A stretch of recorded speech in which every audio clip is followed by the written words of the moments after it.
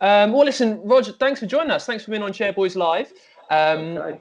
you just said you're with Bromley right now after a pretty long, eventful career. You started when at Wycombe, especially when you were so young. Joined us when you were like, what, 15? Made your Yeah. debut when you were 17.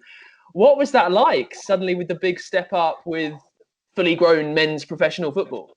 How the game's changed over that period of time is just it's crazy. So as you said there, I made my debut at 17, and it was men.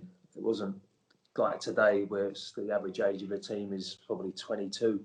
Back then, the average age was probably 30. So yes, I did come in very young with a group of men back in them days. But yeah, thoroughly enjoyed it. I mean, I enjoyed the YTS. I wanted to be a footballer, so Wycombe give me my chance, and just went from there. Really, I mean, I enjoyed the youth team games and all that side of it, and just learned doing jobs and everything like that. My mum always said leaving home and go into Wycombe turned me into one, a man, and two, like a bit of respect for your elders. And you would have started off in a time in professional football where, I don't know, I wasn't there, but I'd imagine things weren't as dedicatedly athletic as they are today, if you know what I mean. Like stuff in the early noughties, maybe you were allowed to do a little bit more that you aren't allowed to do today. Any stories from back then? Certainly were. I mean, oh God! I mean, going back to that, I've such fond memories of it. But like just the YT bit there. I mean, I was in the first team and I was still doing jobs. So like I just played in the game and I'd still had to clean the change rooms and make sure like boots were clean and stuff like that. Wycombe, certainly Terry Evans and the older pros like Macca and Batesy, Cuzzo, Keith, Ryan, Brownie, they just kept me grounded. They'd say, right, go and make me a cup of tea, and I'd just probably just got man of the match or something in the game or something like that. But just kept me on my toes, kept me grounded. So that side of it was just, I loved every minute of it. But getting away with things, I mean, yeah, some lads used to just roll out their car. Like there was no sort of prehab workouts or gym work to get ready for the session like it is nowadays. It was literally out your motor and get in, have a cup of tea, a bit of breakfast if it's on, and get out and train. But our training grounds are coming on well. I mean, like when I first, we weren't at that. Where were we when my first? Oh, I forget the name of it, but yeah, that training ground was sort of redone, wasn't it? More sort of John Gorman's era and Tony Adams. I'm sure it looks better inside now than it did then. But yeah, Sanch, I don't think he had that building. Well, you say working under Tony Adams. You're a centre back. You're with Tony Adams, one of the game's most famous centre backs. He plonks you at left back for a little bit, sticks you up front. What was it like working under him? Oh, I mean, I won't go too far into it. I've done many interviews about it, but yeah, just I don't know why it just didn't work out. I was really excited, and I've since spoke to him, and he said I got it wrong. So that was nice to hear. But no, it just didn't work out. He brought in a different philosophy for Premier League philosophy in a Division Two side. So it didn't work out. The proof's in the pudding. He only stayed a short time, but certainly from the Sanch era, flicking over into sort of Tony Adams era, it didn't work. Personally, it was just weird. It was really weird how he came across, and like you said there, playing me left back, and I mean the one up front was just, I did it for a joke in the end. He weren't going to play me centre back. So I went up top just because I think I played against Leighton Orient in the reserves on the Wednesday and scored two, and then he viewed me as a centre forward. So everything but a centre back. So no, it came crunch time came, and I just said, look, if you ain't going to pick me to play centre back, I don't want to play any other position on my centre back. I said, so if I'm not in your plans, let me go on loan. And he was like, oh no, I can't do that. You're the fans player of the year. That will look bad on me. So that was kind of what I was working with. But thankfully, John Gorman come in and give me the armband straight back, and the rest is history. Then you kind of make your name for Wycombe. I know you've been Fans Player of the Year, but you're part of that amazing John Gorman side, which start the season going unbeaten until December. We're scoring goals all over the place. What was it like being in a team as a defender that's so focused on attacking? Yeah, well, that was the thing with John Gorman. It was he's one of the best coaches I've played under. He loved it. He loved the lads, and he was all for that. A bit hard work and body on the line, but also the attractive kind of football. So yeah, it was a huge transition from what Sanch was like to what Tony Adams was like, and then obviously John Gorman with a totally different philosophy. But I loved every minute under John. He was just a great manager, great coach, and great guy, to be honest with you. But yeah, it was a tough transition from going from so sort of rugged and defend to right, let's try and play football and do the defensive side of it.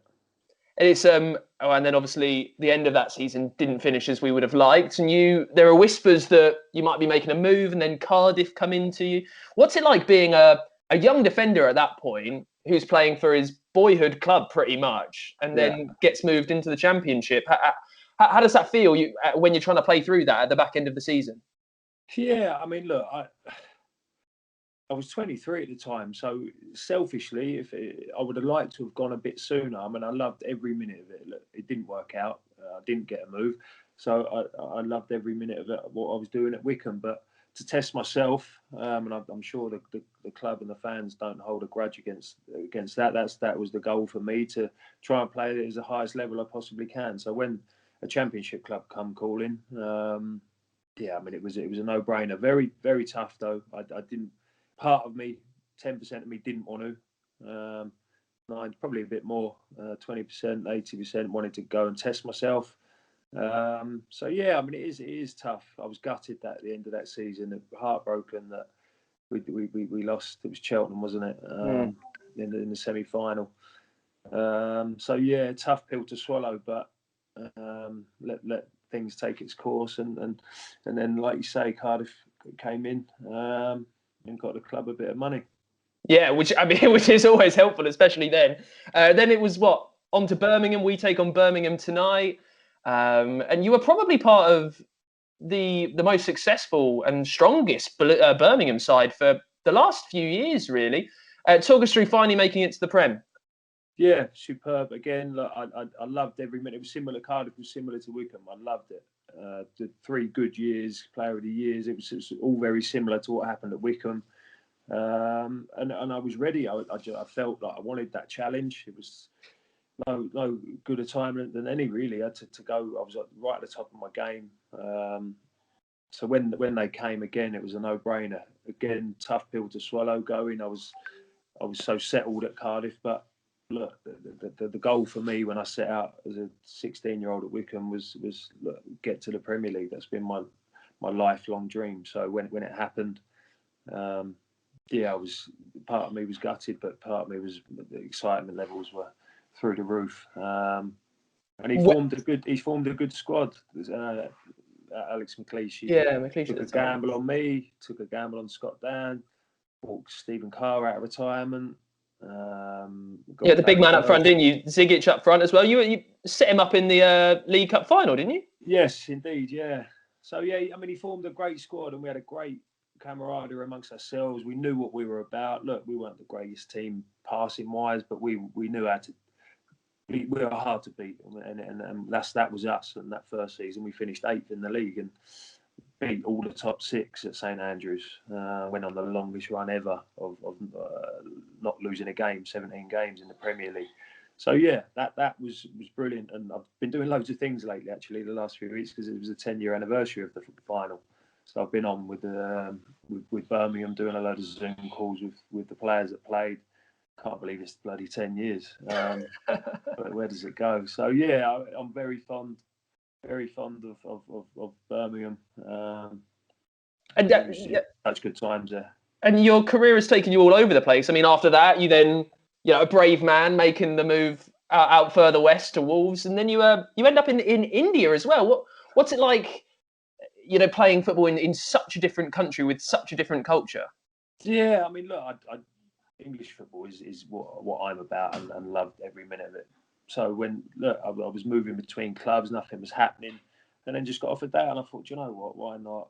I heard the roster of Adjiramutu and Didier Zakora, Steve Sims, ex players that had been there and done it.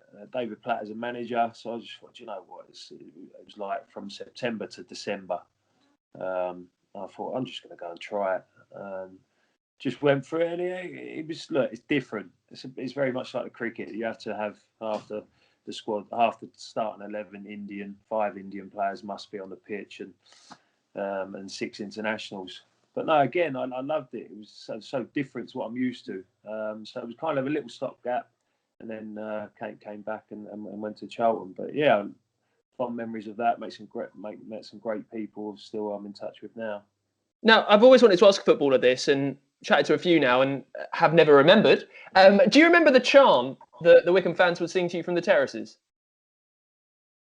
Yes. Massively under pressure.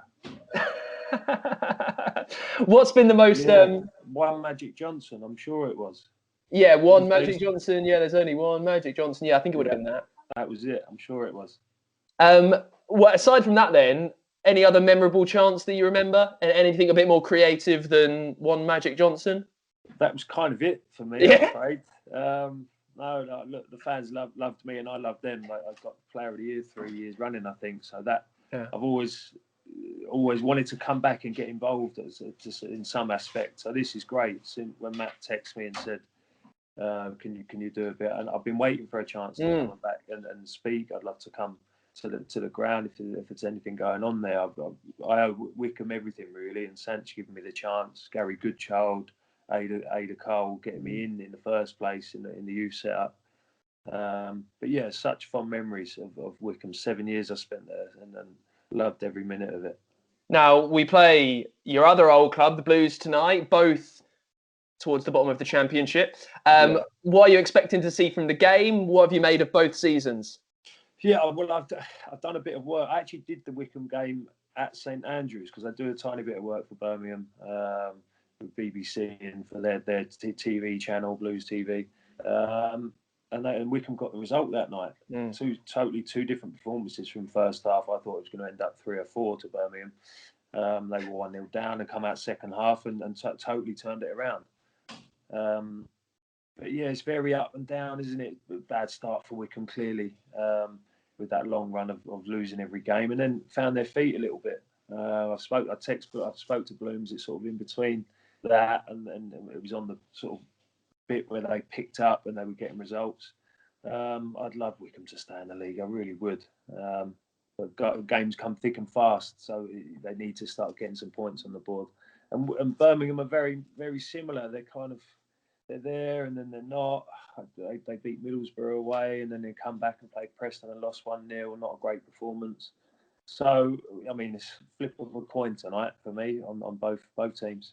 Well, I'm going to make you flip it, and it can't be a draw. I'm sick of people saying draws. What's the score going to be? Wycombe are home. At Adams Park.